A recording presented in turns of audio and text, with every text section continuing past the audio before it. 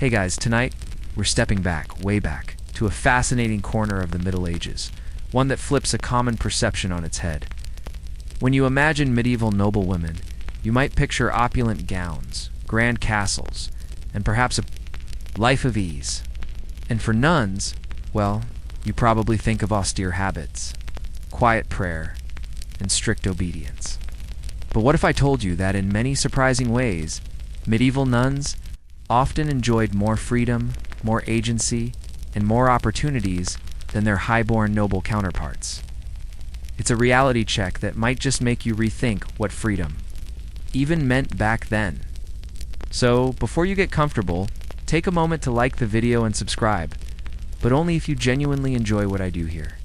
And if you're up for it, drop a comment with where you're listening from and what time it is for you right now. It's always wild to see how far these tales travel. Now dim the lights, maybe turn on a fan for that soft background hum, and let's ease into tonight's journey together. You find yourself in the bustling, complex world of medieval Europe, a society deeply patriarchal, where a woman's place was almost exclusively defined by the men in her life. For a girl born into a noble family, your destiny was largely predetermined from the moment you drew breath. Your value was tied to your lineage, your dowry, and your ability to secure advantageous alliances through marriage.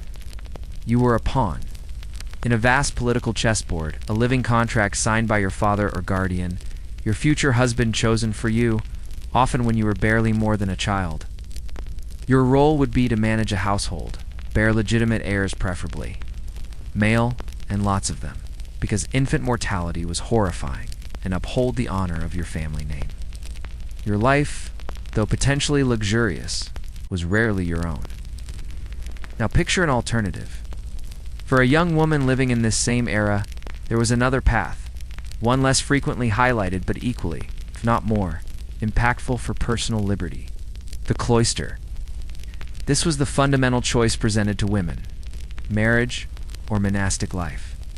While it might seem counterintuitive, given the vows of obedience and chastity, entering a convent offered a powerful form of agency. It was a societal and institutional escape route from the often brutal realities of arranged marriages and the incessant pressure to produce heirs.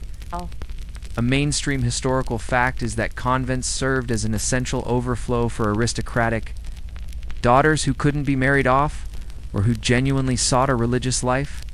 A quirky tidbit is that some convents became so popular that noble families would send their daughters there just for a superior education, even if they didn't intend to stay for life, a kind of finishing school with a holy twist. Historians still argue about the precise motivations for women entering convents: genuine piety, desire for intellectual pursuits, or simply the avoidance of an undesirable marriage. For you, the young woman contemplating your future, the choice hung heavy.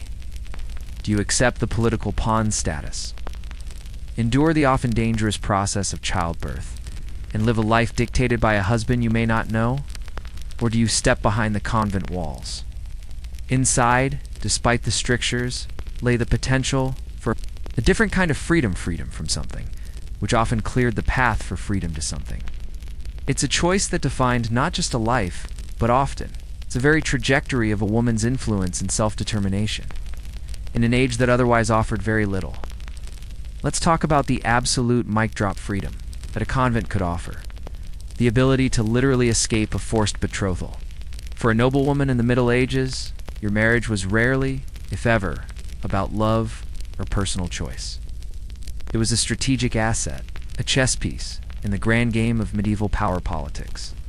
Your father, your uncle, your older brother, whoever, held the reins of your family, would arrange your marriage to consolidate land, forge alliances, or gain influence. You might be pledged to a man decades older than you, to a distant lord from a rival family, or even to someone with a reputation for cruelty. Your consent was, let's be honest, an afterthought, if thought of at all. You were effectively a living treaty, and once the ink was dry, or rather, once the seals were pressed into wax, your fate was sealed. Imagine the dread. Imagine waking up knowing your entire life would be spent with a stranger, in a strange castle, under a new lord, all for the sake of your family's ambition. This was a mainstream historical fact. Aristocratic marriages were dynastic contracts, not romantic unions. The pressure to marry and produce heirs was immense, particularly male heirs. As the continuation of the family line and the inheritance of property depended on it. Now, here's where the convent swoops in like a medieval superhero. For a woman with strong will or a genuine aversion to her prearranged fate, the monastic life offered a legitimate, socially acceptable, and even honorable escape route. It wasn't always easy. You still needed family permission, and often a dowry, a spiritual dowry for the convent, instead of a marital one. But once inside, that betrothal was null and void. You were no longer chattel to be traded. You were a bride of Christ, an identity that came with its own set of responsibilities. But crucially, one you chose or had a hand in choosing for yourself. A quirky tidbit, sometimes a noble family. Perhaps one with too many daughters and not enough suitable matches. Would encourage a daughter to enter a convent, seeing it as an honorable way to provide for her. Without diluting the family fortune through multiple dowries for secular marriages, historians still argue about how many women genuinely chose the cloister for spiritual reasons versus how many saw it as a pragmatic escape. But regardless of the primary motivation, the outcome was the same: freedom from marital obligation. For you, the young woman, staring at the prospect of a life with a brutish lord twice your age, the convent walls wouldn't have looked like a prison. They would have looked like a sanctuary, a place where you could claim your body, your mind, and your future, even if that future involved a life of prayer and service. The alternative was a gamble with your happiness, your safety, and potentially your very life through constant childbirth. The choice, though limited, was profoundly liberating for those who took it. Once you were inside, past the choice of entering, the convent offered something incredibly rare for a medieval woman: a room of one's own. Or at the very least, a dedicated space. A cell, a quiet corner in a shared dormitory that was distinctly yours. A place for contemplation, study, and an intellectual life. This contrasts sharply with the life of a noblewoman, whose physical space was often public, communal, and constantly observed. Imagine the noblewoman's castle. While impressive and grand, it was a busy, bustling hub. You would sleep in a chamber, perhaps shared with sisters or female attendants, constantly surrounded by servants, guards, and family members. Your days were filled with public duties, overseeing the kitchen, managing the household staff, entertaining guests, receiving visitors, all under the watchful eyes of your husband and his court. Even your leisure activities, embroidery, music, reading, might be performed in common rooms, not private retreats. Privacy, as we understand it, was a luxury almost unknown, especially for someone of status whose very existence was tied to public display and the projection of family power. This lack of personal space could be stifling, leaving little room for individual thought or intellectual pursuits beyond what was deemed appropriate for your station. In contrast, a nun, even in a shared dormitory, often had a curtained-off bed, or a small private cell that served as her personal sanctuary. These cells, though simple, were equipped for study and prayer. They contained a bed, a small table, a chair, and crucially, a book or two. Here, in this quiet, enclosed space, you could delve into texts, write, reflect, and engage in an inner life that was truly your own. This was a mainstream historical fact. Monastic cells, while modest, provided unprecedented opportunities for solitude and intellectual development for women. Quirky tidbit: some nuns would even establish small personal libraries within there, cells accumulating books copied within the convent or brought in as part of their dowry, showcasing a deep personal commitment to learning. Historians still argue whether the physical enclosure of the cloister was perceived as liberating or restrictive by the women themselves. For you, the medieval nun, this private space meant the freedom to truly own your thoughts. No more being constantly on display, no more endless domestic demands. You could dedicate yourself to study, to prayer, to your own intellectual and spiritual growth, unburdened by the relentless social obligations of the secular world. It wasn't just about escaping marriage. It was about gaining the quiet, crucial space for self-discovery and intellectual flourishing. A luxury almost unimaginable for a noblewoman whose every waking moment was a performance for her family and society. It provided an environment where the self could develop beyond its assigned social role, fostering individuality in an era that largely suppressed it for women. One of the most radical departures from societal norms for medieval women was their access to literacy and learning within the cloister. For noblewomen, education was a mixed bag, often practical but rarely expansive. For nuns, it was a cornerstone of their existence, allowing them to engage with knowledge and intellectual pursuits in ways that were almost entirely unavailable to their secular peers. Imagine your noble sister, your haps back in the castle.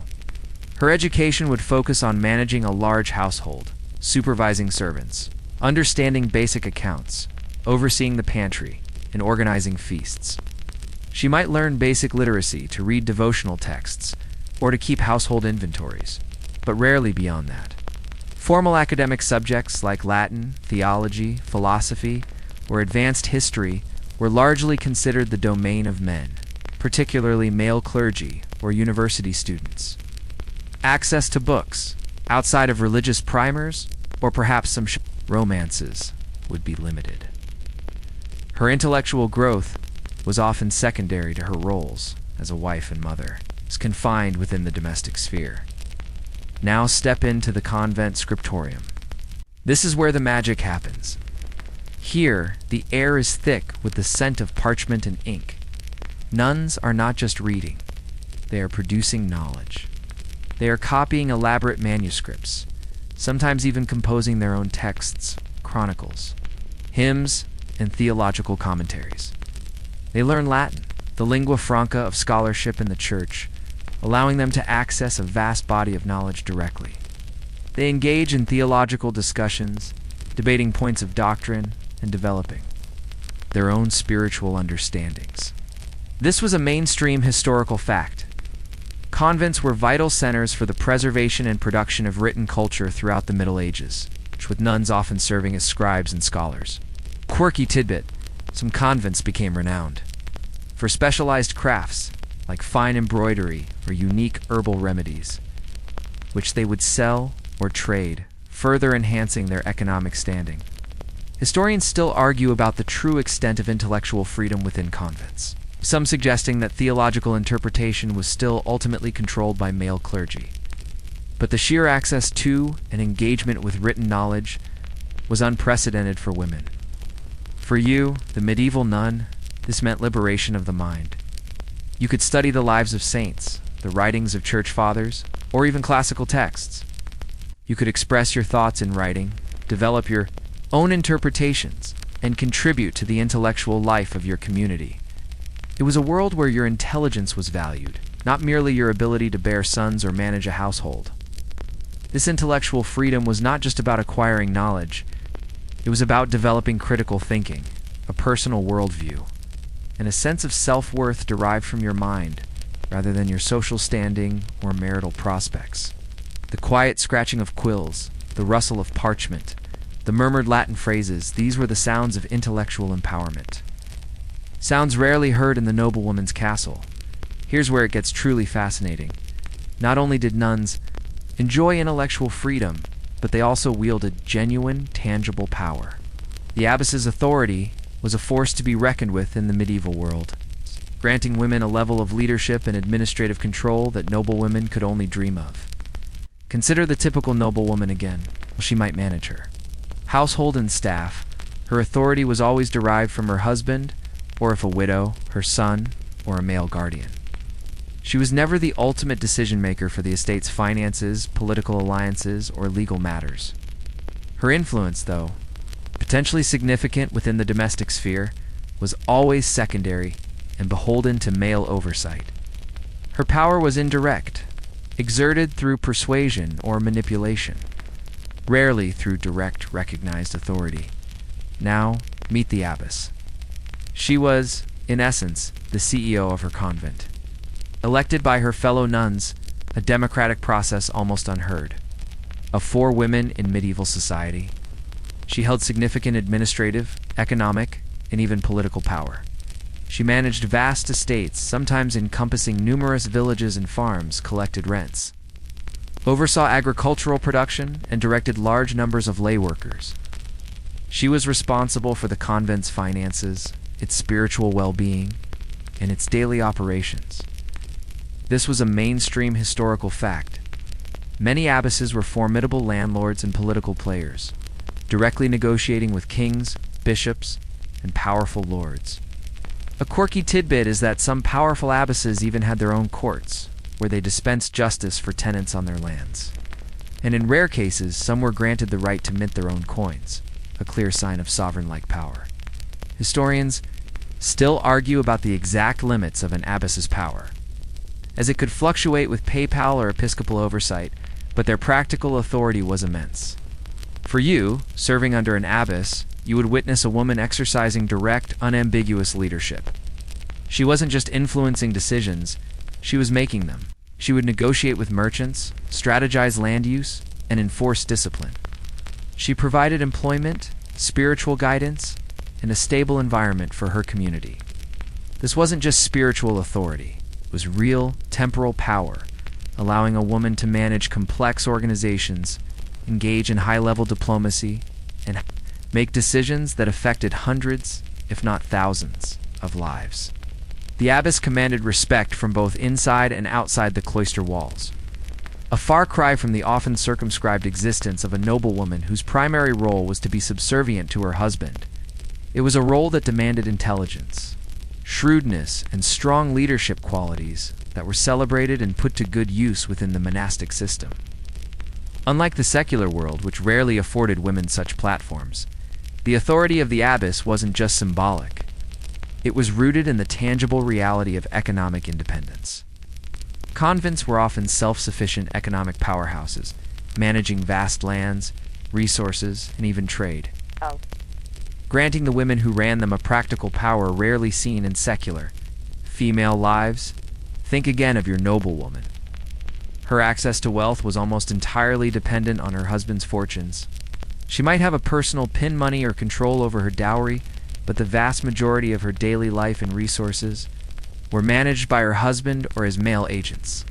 If her husband made poor investments, went to war and lost, or simply had extravagant tastes, her financial stability was directly impacted. She might live in luxury, but it was a luxury controlled by another, a precarious dependence. Now consider the medieval convent. Many convents owned extensive agricultural lands, mills, workshops, and even rights to markets or fisheries. These were not just places of prayer, they were functioning economic enterprises. The abbess, as the head, was responsible for managing these assets, making investment decisions, overseeing harvests, and ensuring the convent's financial solvency. This was a mainstream historical fact. Convents, particularly wealthy ones, functioned as significant economic entities, providing income and resources for their communities and often employing local lay people. A quirky tidbit is that some convents became renowned for specialized crafts like fine embroidery or unique herbal remedies, which they would sell or trade, it further enhancing their economic standing. Historians still argue about the precise balance between spiritual devotion and economic pragmatism in the daily running of convents, but it's undeniable that their self-sufficiency provided a unique platform for female economic leadership. For you, the medieval nun, participating in this economic system meant a degree of stability and control over your material well-being that your noble counterpart lacked. You contributed to a collective enterprise that ensured your survival and flourishing, rather than being solely dependent on a single male provider. The convent generated its own income, produced its own food, and created its own goods. This allowed the community of women to provide for themselves, invest in education, and even offer charity to the surrounding population. All under the leadership of an abbess who was a skilled economic administrator. This wasn't about personal enrichment, but about collective security and autonomy for the female community. It meant that the nuns were masters of their own destiny, economically speaking. A powerful freedom in a world where women were generally denied such control, they were not just consumers of wealth, they were producers and managers of it, fundamentally changing their relationship with power and resources. Now, let's talk about one of the most immediate, tangible, and frankly, life-saving freedoms that monastic life offered: the ability to be beyond childbirth's peril. For noblewomen, the pressure to bear heirs was immense, and the process itself was terrifyingly dangerous. For nuns, that particular sword of Damocles simply didn't hang over their heads. Imagine the life of a noblewoman.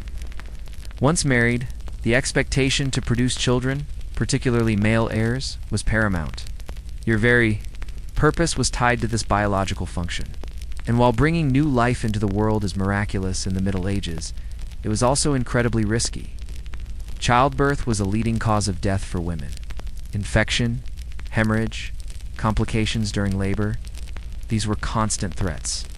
It wasn't uncommon for a woman to endure multiple pregnancies, one a gamble with her own life, often leading to a relatively young death or a life of chronic illness and exhaustion. Even if you survived, the physical toll of repeated pregnancies and births was immense, impacting your health, your body, and your ability to live a comfortable or active life. A mainstream historical fact is that maternal mortality rates were extremely high throughout the medieval period, making childbirth one of the most significant dangers for women. Quirky tidbit: some medieval medical texts would suggest bizarre remedies for childbirth complications, like drinking potions made from ground-up pearls or carrying strange amulets, highlighting the desperation and lack of effective medical knowledge. Historians still argue about the exact average number of pregnancies a medieval noblewoman might endure.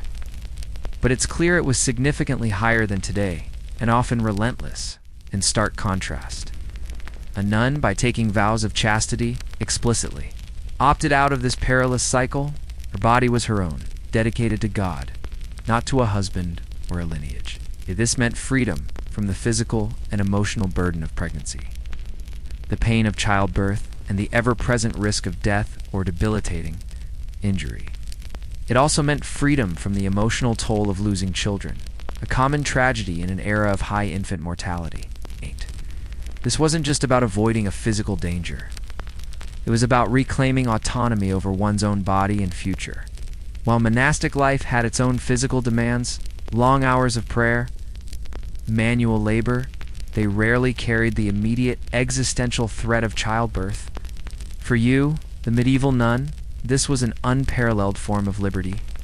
You could live a longer, healthier life, free from the physical exhaustion and the constant anxiety of pregnancy. Your physical and mental energy could be directed towards spiritual devotion, study, and the administration of the convent, rather than being consumed by the relentless cycle of procreation. It allowed for a different kind of longevity, a different kind of bodily integrity. In a society where a woman's body was often seen as primarily a vessel for reproduction, the convent offered a profound liberation, a chance to define your existence, not by what you produced biologically, but by what you became spiritually and intellectually, beyond the physical and intellectual. Monastic life offered women a profound degree of spiritual autonomy.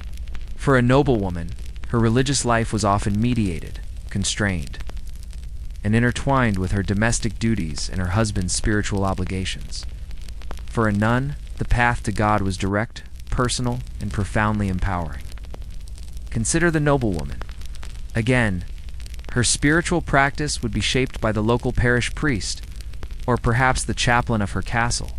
Her prayers would often focus on family well-being, the success of her husband's endeavors, or the health of her children.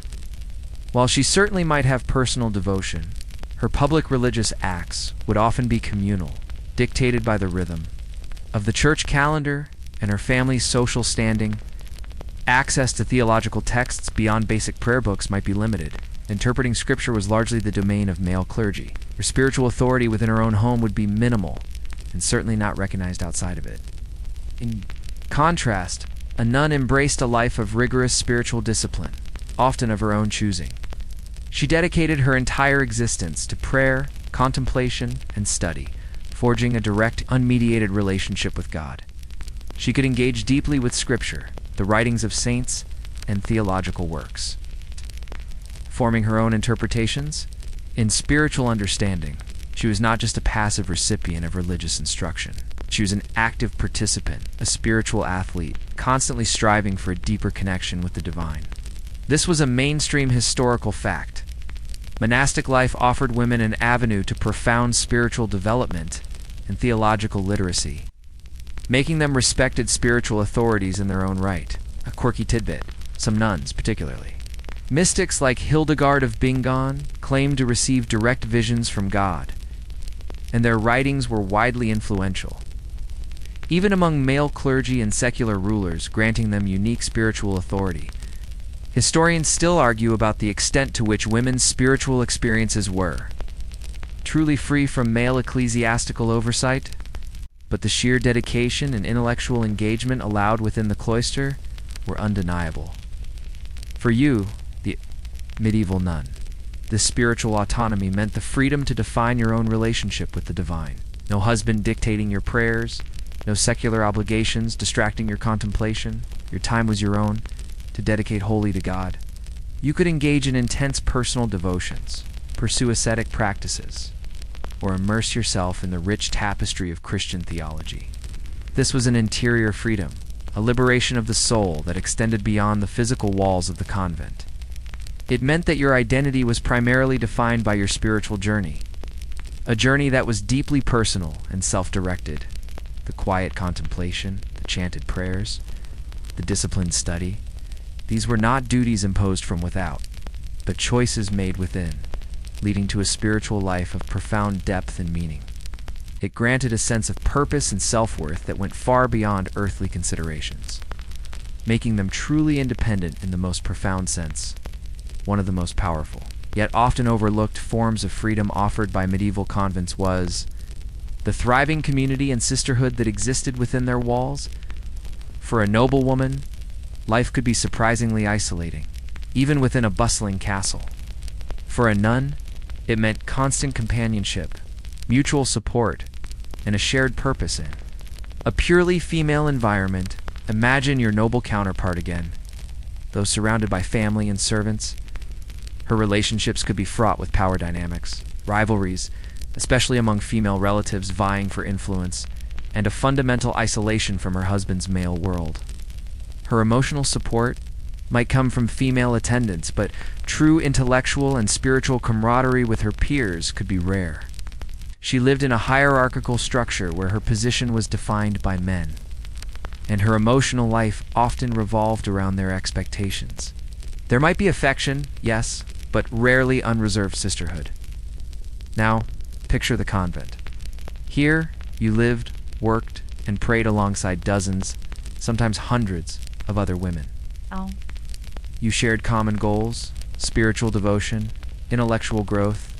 The smooth running of the convent has fostered deep bonds of friendship, intellectual exchange, and emotional support.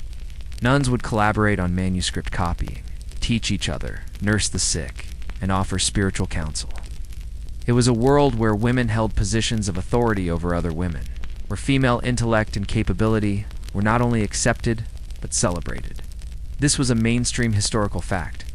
Monastic communities for women provided unique opportunities for female bonding and mutual support, acting as vital social networks.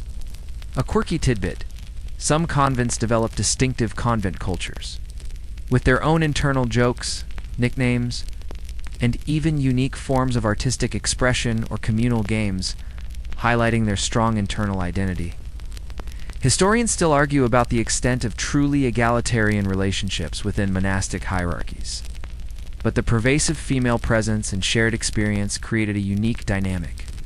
For you, the medieval nun, this community was a profound liberation from the isolated male-dominated world outside. You could find intellectual equals, trusted confidants, and a support system that understood the unique challenges and joys of your chosen life. You weren't competing for male attention or familial favor. You were collaborating towards a shared spiritual and practical goal. The sounds of the convent, the murmured prayers, the shared laughter in the refectory, the rustle of pages, and the scriptorium were the sounds of a vibrant, interconnected female world. It allowed women to build relationships of profound depth and meaning, fostering a sense of collective power and identity that transcended individual limitations. This sisterhood was a source of strength, enabling them to pursue their vocations and lead self-determined lives within their chosen sphere. Beyond simply copying texts, medieval nuns were often accomplished artists, contributing significantly to the visual culture of their time. The convent offered a unique space for art and illumination, providing women with creative outlets and a means of expression that was often denied to noblewomen. Consider the noblewoman once more. Her artistic pursuits would typically be limited to feminine accomplishments like embroidery or perhaps playing a musical instrument. While these crafts could be highly skilled, they were generally decorative and performed within the confines of domesticity, not typically seen as serious artistic endeavors or avenues for professional recognition. Her creations might adorn her household, but they rarely entered the wider world of art production or intellectual discourse. Her artistic expression was often a hobby, not a vocation. Now, step into the vibrant scriptoria of convents. Here, nuns weren't just transcribing words. They were creating breathtaking works of art. They were skilled illuminators, adding intricate miniatures, decorated initials, and elaborate borders to religious texts. Their hands painstakingly applied tempera paints and precious shell gold to vellum, transforming ordinary manuscripts into dazzling objects of devotion and beauty. Some nuns even composed the texts they illustrated, blending their literary and artistic talents. This was a mainstream historical fact. Numerous, exquisite, medieval illuminated manuscripts were produced in convents, showcasing the high artistic skill of female monastics. A quirky tidbit is the use of surprising ingredients for pigments, like crushed insects cochineal for red, or lapis lazuli for vibrant blue, often more expensive than gold, highlighting the dedication and resourcefulness in their craft. Historians still argue about the extent to which these works were recognized as individual artistic achievements rather than collective monastic output. But their aesthetic and historical significance is undeniable. For you, the medieval nun, this was a profound creative freedom. You could express your spiritual devotion, your imagination, and your artistic talent through a respected and valued craft. You were part of a tradition of creators, not just consumers, of art. The quiet discipline of the scriptorium fostered an environment where artistic skills could flourish, and where women could gain recognition, however modest, for their creative output. The delicate brushstrokes, the vibrant colors, the shimmering gold, these were tangible expressions of inner life, a form of voice that transcended the limitations of verbal expression. It meant that a nun could leave a lasting legacy of beauty and devotion, something far more public and enduring than the often ephemeral creations of secular noblewomen. It allowed for a different kind of fame or influence, one based on skill and spiritual insight, enriching the artistic heritage of the entire era. Beyond the convent walls, medieval nuns, particularly abbesses, often wielded significant influence and intercession. They were respected not just for their piety, but for their perceived direct line to the divine, spiritual authority that gave them leverage in a world otherwise dominated by men. Noblewomen, while powerful in their own sphere, rarely had this distinct form of spiritual clout. Consider the noblewoman's influence. It largely stemmed from her husband's position or her family's lineage. She could intercede on behalf of tenants, or offer counsel to her husband, but her power was indirect, a soft influence within the confines of her social standing. Her prayers were personal, but rarely sought out by others for their perceived efficacy in matters of state or salvation. She might be respected for her virtue, but her voice rarely carried weight in spiritual matters outside her immediate family now. Turn to the convent. Abbesses were often sought out by powerful secular rulers, kings, queens, and dukes for their prayers, their wisdom, and their perceived ability to intercede with God on their behalf. Convents received lavish gifts and endowments in exchange. For these spiritual services, nuns, through their dedicated prayer life and reputation for holiness, were seen as powerful intermediaries between the earthly and heavenly realms. This was a mainstream historical fact. Convents and their leaders often played a crucial role in the spiritual and political landscape of the Middle Ages, acting as intercessors and even counselors to the elite. A quirky tidbit: some abbesses maintained extensive correspondence networks with kings and popes, engaging in political advice and offering spiritual guidance on major decisions, functioning almost like spiritual advisors.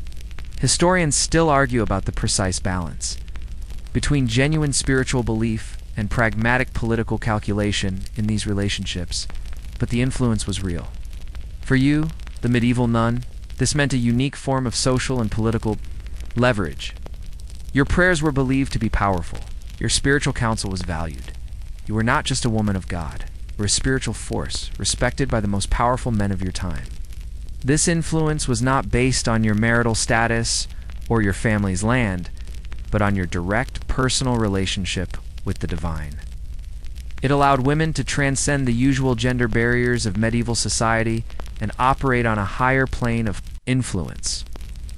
It meant that your life, dedicated to God, had ripple effects throughout society, a tangible impact on the world outside your cloister. The humble prayers within convent walls could, in the eyes of the medieval world, influence the fate of kingdoms, a testament to the profound and unexpected power that could be found in a life of spiritual devotion.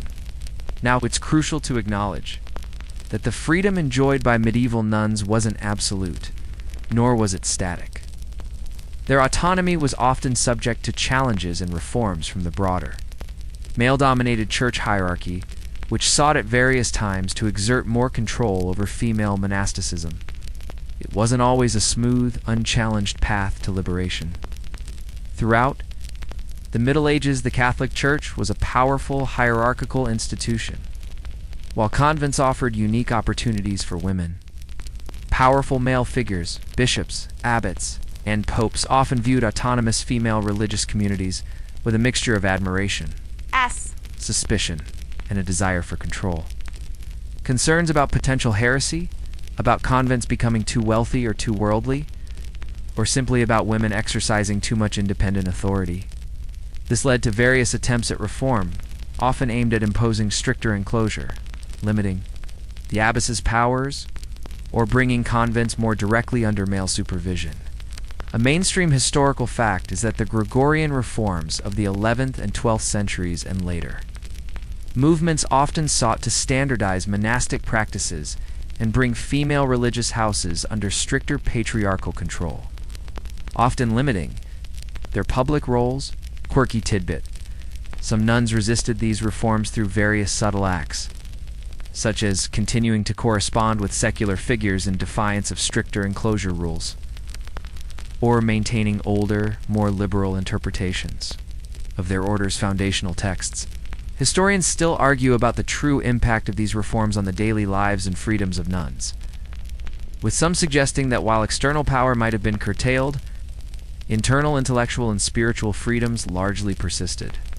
You, as a medieval nun, would be aware of these external pressures. You might hear whispers of a new bishop attempting to limit your abbess's powers, or a papal bull imposing stricter rules on your order. There would be inspections, admonitions, and sometimes direct interference. The very existence of these challenges, however, highlights the significant freedom and power that nuns did possess. If they weren't powerful, there would have been less need to control them. Unlike noblewomen, whose freedoms were largely determined by their personal circumstances and male guardians, the freedoms of nuns were often a matter of institutional policy, subject to broader ecclesiastical politics. While noblewomen might face restrictions at home, they weren't usually the direct target of widespread centralized efforts to limit their fundamental choices. For the nun, navigating these reforms meant a constant vigilance, a subtle assertion of their rights within the established framework. It highlights that their freedom was hard-won and continually defended, a testament to the strength and resilience of these female communities.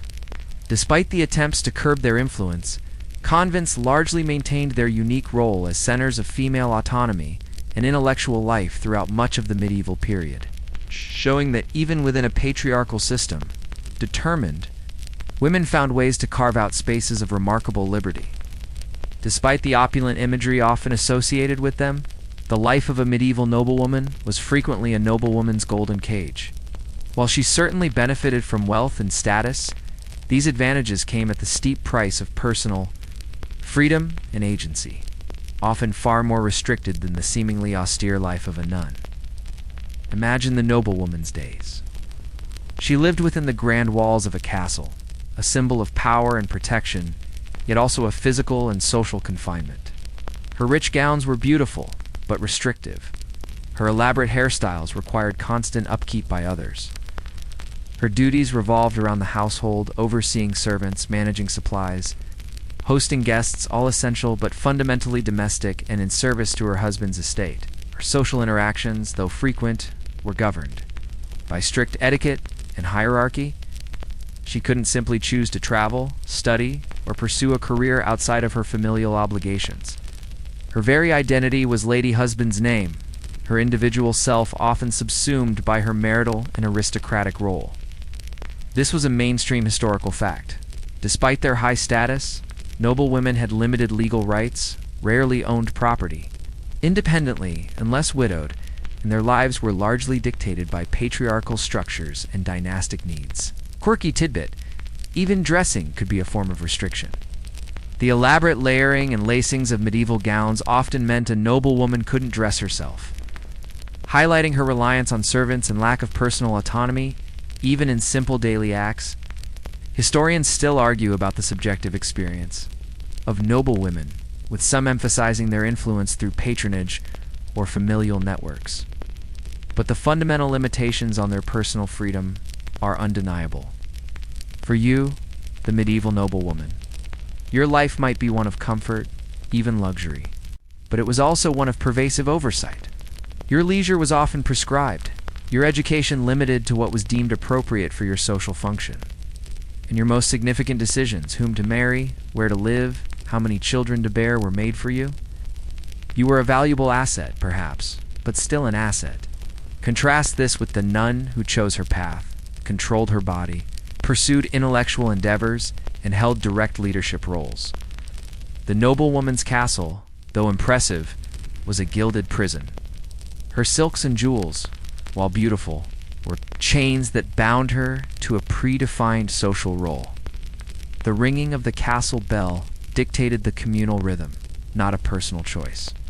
Her interactions with the outside world were often formal and limited, and her true self, her intellectual and spiritual aspirations, might remain unexpressed. She was a symbol of her husband's power, not a standalone individual. This highlights the paradox. The higher the social standing for women in secular society, the tighter the cage often became, prioritizing lineage and property over personal liberty, while the life of a noblewoman was often a golden cage. No. There was one specific, a circumstance that could offer a sudden, albeit often temporary, surge of freedom: widowhood. For a brief period, a noble widow might gain a level of autonomy that, while significant compared to her married state, still often fell short of the consistent and institutionalized freedoms enjoyed by nuns. Imagine your noblewoman suddenly a widow. Her husband's death, while a personal tragedy, could paradoxically be a moment of liberation. She might regain control over her dowry, become the guardian of her minor children, and thus manager of their inheritance, and even administer her late husband's estates. For a time, she would no longer be subject to a husband's direct authority. She might make her own decisions about her finances, her living arrangements, and even in some cases, whether to remarry. This was a mainstream historical fact. Medieval widows, particularly wealthy ones, often gained significant legal and economic agency upon their husbands' deaths. Though this freedom was often conditional. Quirky tidbit: some shrewd widows would intentionally delay remarriage or even refuse it altogether to retain their newfound independence. Despite societal pressure to find a new male protector, historians still argue about the average length of widowhood and the societal pressures placed upon widows to remarry. especially if they were young or fertile, however. This glimmer of freedom for the noblewoman was often precarious and time-limited. Her independence could be challenged by her husband's family, who might seek to reclaim the inheritance or control her children. If she had no adult sons, she might still be pressured to remarry quickly to secure a male protector for the families. Assets. Her property might revert to her family upon her death, rather than remaining her own to dispose of. Her freedom was often contingent on her wealth, her number of male heirs, and her ability to navigate complex legal and social challenges. Compare this to the nun, whose autonomy was a constant chosen state. The nun's intellectual pursuits, her leadership roles, her escape from childbirth's dangers, these were not contingent on a man's death. They were inherent to her chosen life. While a noble widow might, for a fleeting time, manage vast estates, the abbess managed hers with consistent, legally recognized authority. The noble widow, even in her freedom, was often still defined by her past marital status and the expectations of the secular world. The nun, however, had transcended that. The noblewoman's temporary autonomy was a sharp contrast to the nun's. Lifelong, institutionalized liberation, highlighting that even the freest secular woman still operated within a system designed by and for men. The widow's choice was limited by her past. The nun's choice had defined her entire present and future. So, as we bring our journey through the freedoms of medieval women to a close, let's reflect on what this all truly means. The monastic path, while demanding in its own way, was undeniably a path less taken for women seeking a profound and consistent level of freedom in the Middle Ages. It offered opportunities that were simply unparalleled for noblewomen. Despite their societal status, you've seen how a noblewoman, from the moment of her birth, was often a pawn in a game of alliances. Her body and future dictated by the needs of her family's lineage and power. Her lavish gowns and grand castle were in many ways a golden cage, restricting her movement, her education, and her personal choices. Her life was largely defined by her husband, the perilous cycle of childbirth, and the demands of a public domestic existence. Even widowhood, while offering a temporary surge of autonomy, was often precarious and time-limited, eventually succumbing to new pressures or guardianships. A mainstream historical fact is that throughout the medieval period, despite varying degrees of agency, women's lives were overwhelmingly circumscribed by patriarchal, social, and legal structures. A quirky tidbit: the very fact that convents attracted such high-born women, often with significant dowries, suggests that even the wealthy saw the value in the alternatives offered by the cloister over the expected path. Historians still argue about the true definition of freedom in a historical context, acknowledging that our modern understanding may not fully align with medieval perceptions, but the institutionalized autonomy of nuns is a consistent point of scholarly interest. Now, contrast that with the medieval nun. She actively chose or significantly influenced the choice of her path, avoiding the dangers of forced marriage and frequent childbirth. She had access to a dedicated space for personal reflection and study, a literal room of her own. Encouraged to pursue literacy and intellectual learning, becoming a scholar and a keeper of knowledge. Most powerfully, if she rose to the rank of abbess, she wielded significant administrative, economic, and even political authority, managing vast estates and engaging with powerful secular figures on an equal footing. She belonged to a supportive community of women, fostering deep bonds and shared purpose. Her spiritual life was direct and autonomous, forming a personal relationship with the divine. This wasn't a life of unbridled liberty in the modern sense. It was a life constrained by religious vows and communal discipline, but within those structures, there was a profound liberation. It was a liberation from the societal expectations that bound other women. A liberation to pursue intellectual, spiritual, and administrative ambitions in a world that largely denied such opportunities to her secular sisters.